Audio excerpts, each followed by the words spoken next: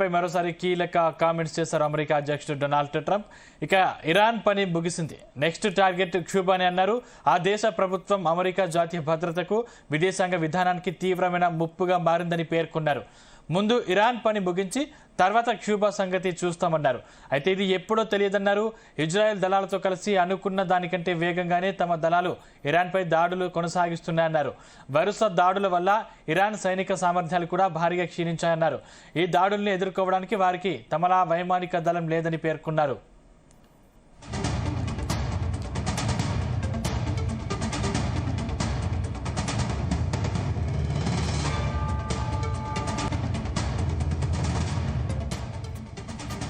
మరోవైపు ఇరాన్ నావికా దళాన్ని కూడా తాము పూర్తిగా నాశనం చేశామని ట్రంప్ ప్రకటించారు.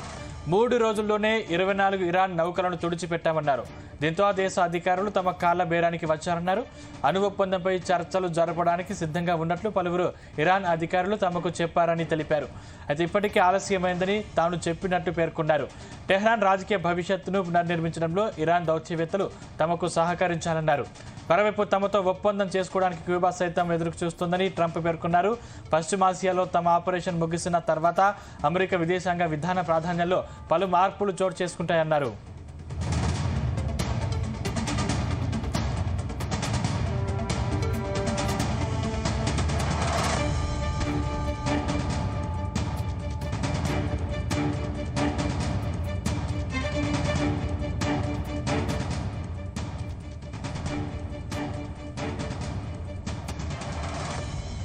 జనాలను, జలవనరుల్ని నాశనం చేసే యుద్ధం కారణంగా దేశాల ఖజానాలు వేగంగా ఖాళీ అవుతుంటాయి.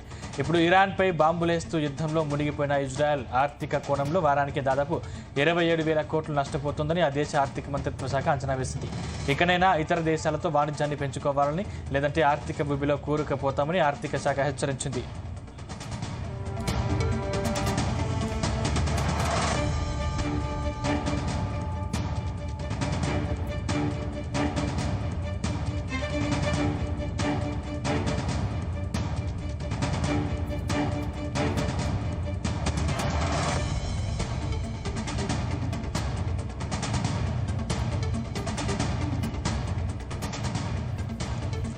ఇరాన్పై దాడి కోసం అమెరికా అక్షరాల $779 బిలియన్ ఖర్చు చేసినట్లు పలు నివేదికలు వెలుగులోకి వచ్చాయి. ఈ లెక్క ప్రకారం ట్రంప్ ప్రకటించినట్లుగా ఇరాన్పై దాడులు 4 లేదా 5 వారాలు అంతకంటే ఎక్కువ సమయం పడితే లక్షల కోట్లు ఖర్చవుతోందని తెలుస్తోంది.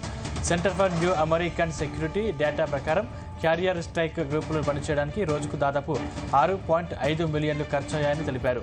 అయతుల్లా అలీ ఖమేనీ ఇతర కీలక వ్యక్తులను టార్గెట్ చేస్తూ అమెరికా జెరాల్డ్ ఆల్ఫోర్డ్ సహా 2 యుద్ధ విమానాల్ని మోహరించింది.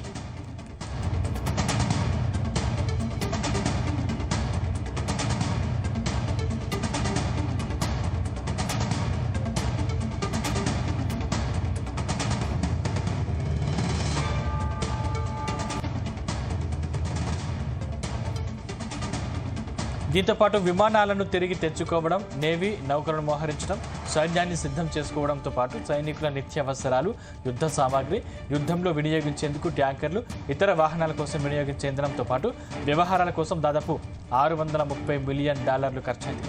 యుద్ధం ఇలాగే కొనసాగితే 3 దేశాలు భారీగా నష్టపోయే అవకాశం ఉంది.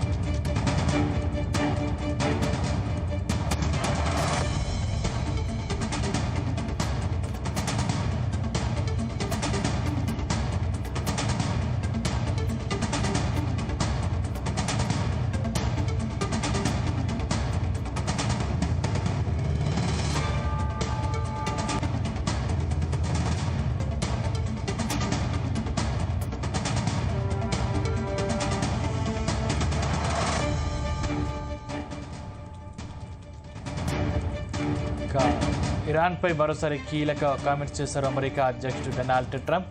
ఇక ఇరాన్ పని ముగిసింది, నెక్స్ట్ టార్గెట్ క్యూబానే అన్నారు. ఆ దేశ ప్రభుత్వం అమెరికా జాతీయ భద్రతకు, విదేశాంగ విధానానికి తీవ్రమైన ముప్పుగా మారిందని పేర్కొన్నారు. ముందు ఇరాన్ పని ముగించి ఆ తర్వాత క్యూబా సంగతి చూస్తామన్నారు. అయితే అది ఎప్పుడో తెలియదన్నారు. ఇజ్రాయెల్ దళాలతో కలిసి అనుకున్న దానికంటే వేగంగానే తమ దళాలు ఇరాన్పై దాడులు కొనసాగిస్తున్నామన్నారు. వరుస దాడుల వల్ల ఇరాన్ సైనిక సామర్థ్యాలు కూడా భారీగా క్షీణించాయన్నారు.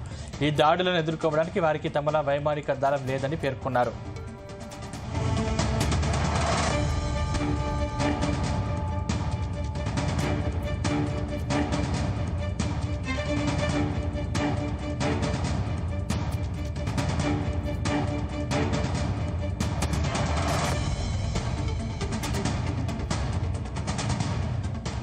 మరోవైపు ఇరాన్ నావికా దళాన్ని కూడా తాము పూర్తిగా నాశనం చేశామని ట్రంప్ ప్రకటించారు. 3 రోజుల్లోనే 24 ఇరాన్ నౌకలను తుడిచిపెట్టామన్నారు. దీంతో ఆ దేశ అధికారులు తమ కాళ్ల బేరానికి వచ్చారన్నారు. అణు ఒప్పందంపై చర్చలు జరపడానికి సిద్ధంగా ఉన్నట్టు పలువురు ఇరాన్ అధికారులు తమకు చెప్పారని తెలిపారు. అయితే అది ఎప్పటికీ ఆలస్యమైందని తాను చెప్పినట్లు పేర్కొన్నారు. టెహ్రాన్ రాజకీయ భవిష్యత్తును పునర్నిర్మించడంలో ఇరాన్ దౌత్యవేత్తలు తమకు సహకరించాలన్నారు. మరోవైపు తమతో ఒప్పందం చేసుకోవడానికి క్యూబా సైతం ఎదురు చూస్తుందని ట్రంప్ పేర్కొన్నారు. పశ్చిమాసియాలో తమ ఆపరేషన్ ముగిసిన తర్వాత అమెరికా విదేశాంగ విధాన ప్రాధాన్యంలో పలు మార్పులు చోటు చేసుకుంటాయన్నారు.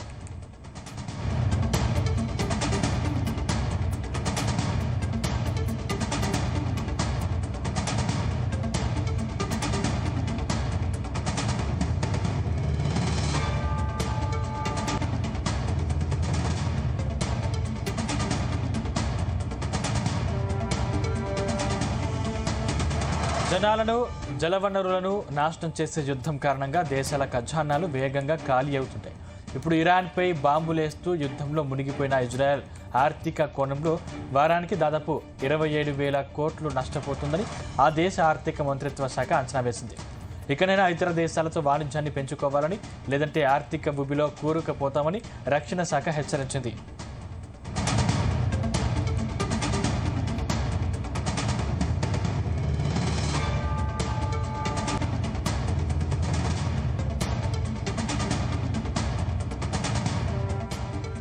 ఇరాన్పై దాడి కోసం అమెరికా అక్షరాల $779 మిలియన్ ఖర్చు చేసినట్లు పలు నివేదికలు వెలుగులోకి వచ్చాయి.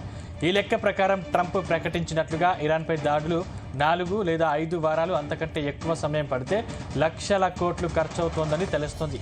Centre for new American security data ప్రకారం క్యారియన్ స్ట్రైక్ గ్రూపులు పనిచేయడానికి దాదాపు 6.5 మిలియన్లు ఖర్చయ్యాయని తెలిపారు. అయతుల్లా అలీ ఖమీనీ ఇతర కీలక వ్యక్తులను టార్గెట్ చేస్తూ అమెరికా జెరాల్డ్ ఆర్ ఫోర్డ్ సహా 2 యుద్ధ విమానాల్ని మోహరించింది.